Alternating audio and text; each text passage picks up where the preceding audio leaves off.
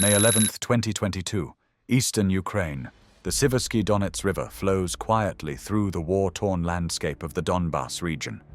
On its western bank, Ukrainian artillery units sit in silence, hidden among the tree lines. Their spotters watch through thermal optics as something unfolds on the opposite shore.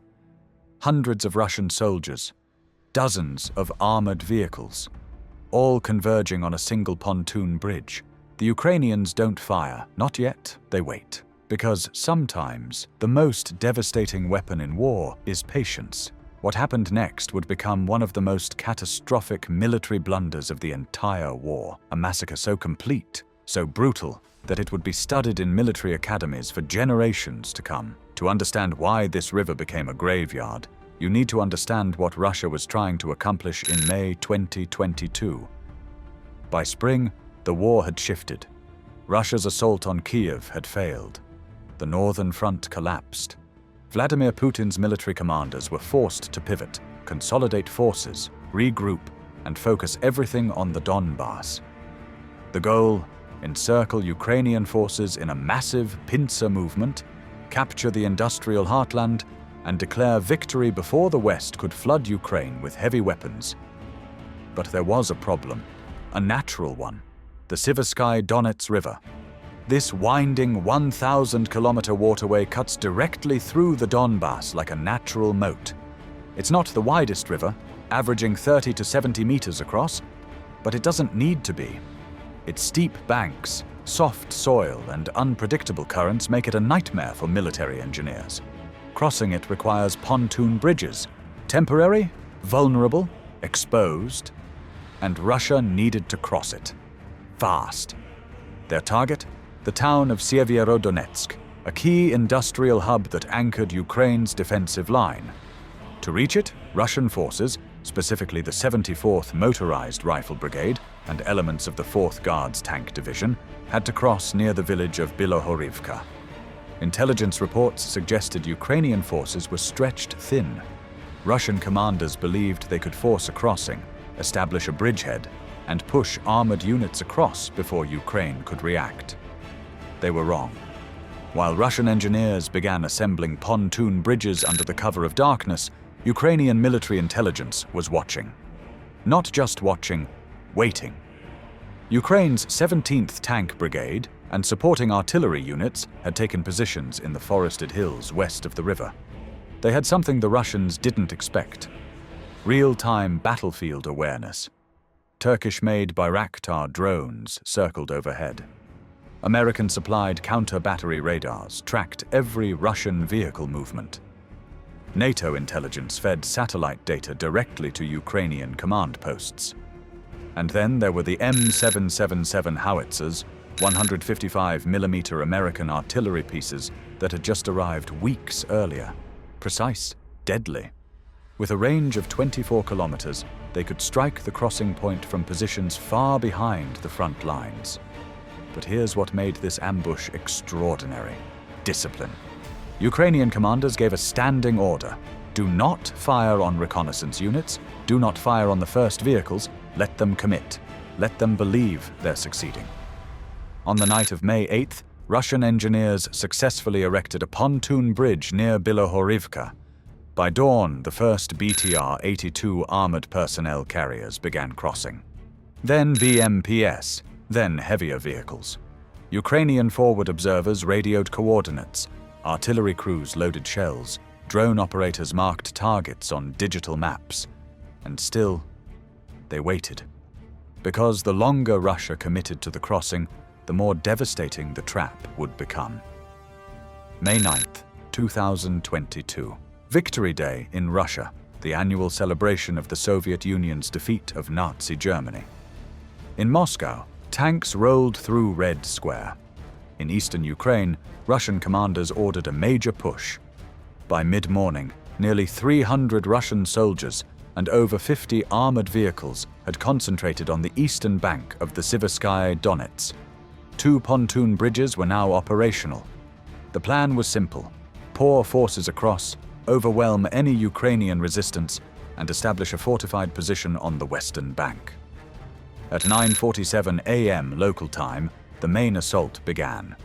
BTR-82s rolled onto the pontoon bridges first. These 8-wheeled armored personnel carriers carried infantry squads, young conscripts, many from Russia's Far East, who had been told this would be a quick operation. Behind them came BMP-2 infantry fighting vehicles, heavier and more lethal.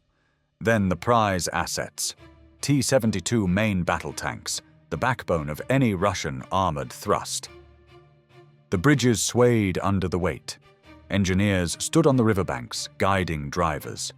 Traffic jammed as vehicles queued up. Some units had already crossed and were forming defensive positions in the tree line. Others idled on the eastern bank, waiting their turn. It was textbook Soviet doctrine: mass, speed, overwhelming force. But Soviet doctrine was designed for a different kind of war. A war where the enemy didn't have eyes in the sky. A war where artillery couldn't hit with GPS precision. A war where patience wasn't a weapon. At 10:03 a.m., a Ukrainian drone operator 12 kilometers away pressed a button on his tablet. A laser designator locked onto the northern pontoon bridge. 16 seconds later, the first 155mm shell left the barrel of an M777 howitzer. And hell came to the Siverskyi Donets. The first shell hit the center span of the northern pontoon bridge. The explosion was catastrophic. The bridge disintegrated in a shower of metal and rubber. A BTR-82, halfway across, plunged into the river. Soldiers inside had seconds to react. Most didn't make it out. But that was just the first shell. Ukrainian artillery doctrine is brutally efficient. Once a target is confirmed, multiple batteries fire in rapid succession.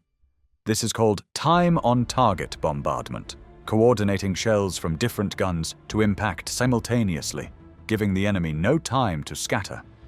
Within 90 seconds, over 40 shells slammed into the crossing site. The second pontoon bridge vanished in a fireball.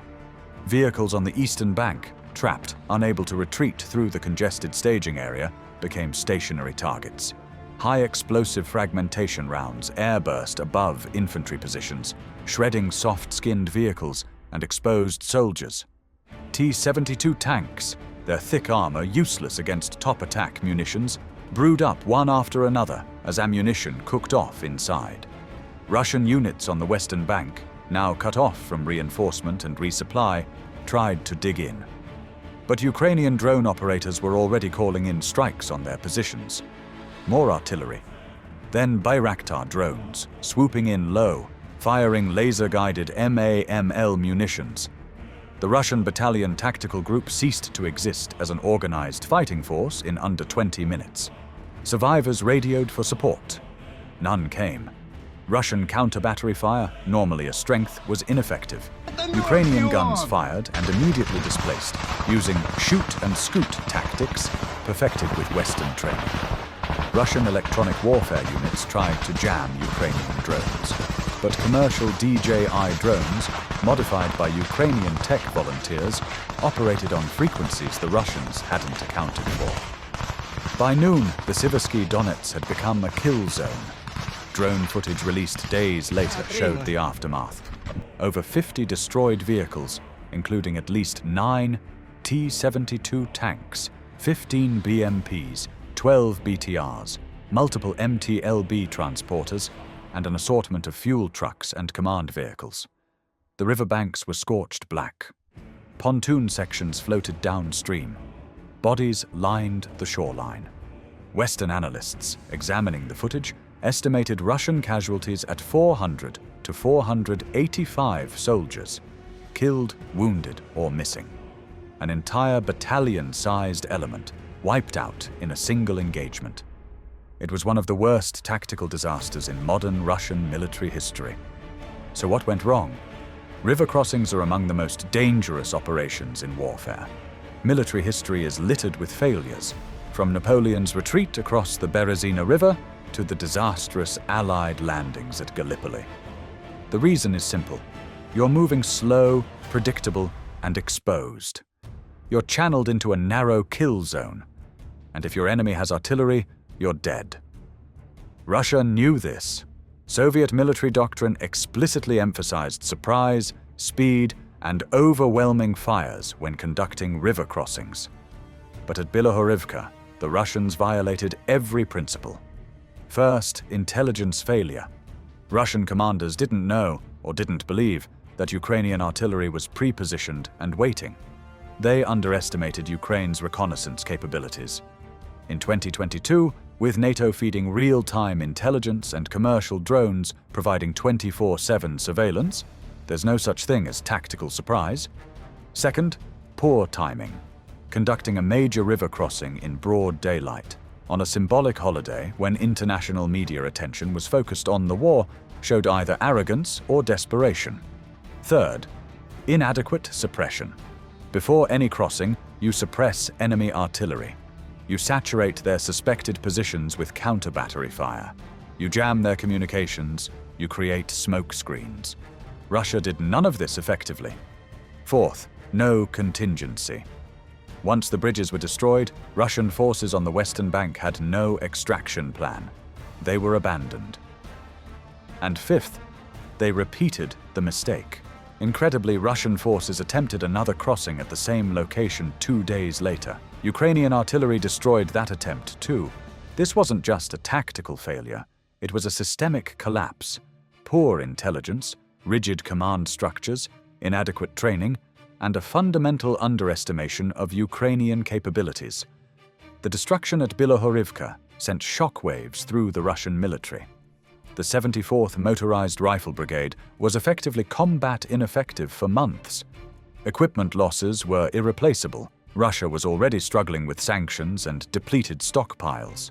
Morale among Russian troops plummeted as videos of the massacre circulated on Telegram. But the strategic impact was even greater. Russia's offensive momentum in the Donbass stalled. The encirclement of Siverskyi took weeks longer than planned, giving Ukraine time to reinforce positions and evacuate civilians. The disaster validated Ukraine's strategy. Avoid frontal battles, use superior intelligence, strike when the enemy is vulnerable. For Ukraine, Bilohorivka became a symbol. It proved that a smaller, outgunned military could defeat a larger adversary through superior tactics, technology, and discipline. Western military observers were stunned. The precision, the patience, the execution — this was NATO standard combined arms warfare, executed by a military that was largely Soviet-trained just a decade earlier. The battle also highlighted a new reality. Modern warfare is transparent. Satellite imagery, drone footage, and open-source intelligence meant that Russia couldn't hide its failures. Within hours, the world saw the wreckage.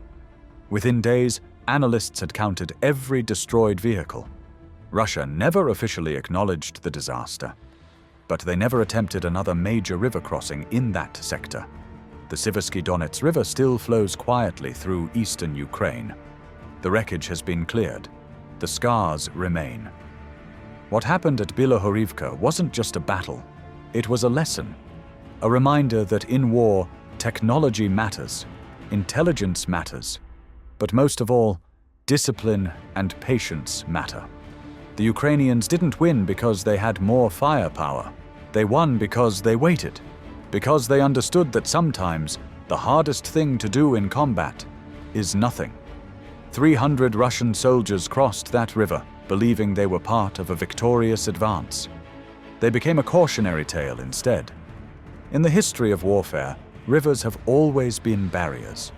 But at Bilohorivka, the Siverskyi Donets became something else entirely. A graveyard of ambition, a testament to the cost of underestimating your enemy, and a turning point in a war that continues to reshape the world.